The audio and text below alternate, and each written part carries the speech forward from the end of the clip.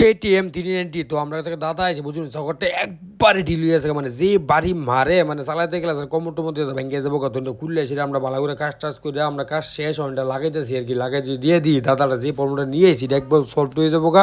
আর দাদাটা বিশেষ করে আমরা ভিডিও দিকে সেটা এসে বহুত দূর থেকে আইছে আমিও ভাবতেছি না এত দূরত্ব জানি আমার এই কাজটা আইবো তাও আমি করে দিয়ে দিছি অনেকবার 100% গ্যারান্টিতে বলছি প্রবলেমটা একবার সলভ হয়ে গেছে আর যদি কোনো দাদা বাইরে যদি মনে করি তোর মনুষ্যকাতে মানে কাজ করাইবা তাহলে অবশ্যই আয়ো টেনশন নির্ভয় কাজ করে দিতে পারবা। আর আমরা যে নাম্বারটা আছে না নাম্বারটা ফেসবুকের চ্যানেল দেওয়া আছে কেউ চাইলে যোগাযোগ করে আসতে পারো আর কি। তো আমরা এটা রিপেয়ারিং করে দিয়ে দিচ্ছি আর কি। তো এটা একবার এখন নতুন নতুন হয়ে থাকে একবারে কোনো দিক দিয়ে লিক করতো না। আর আমরা যে মালটা লাগাই ব্যান্ডেড মাল লাগাই এটা বহুত দিন লং টাইপ করবো যদি কোনো বন্ধুরা করাইতে চাও তাহলে অবশ্যই আয়ো টেনশন নির্ভয় কাজ করে দিতে পারবো আমরা করে দিলাম। হ্যাঁ কাজটা তোমার সকালটা রিপেয়ারিং করে দিলাম ওখানে চালায় কিনা বুঝছো ঠিকঠাক আছে সব মানে নতুন মতন হয়েছি নতুন মতন হয়েছে না।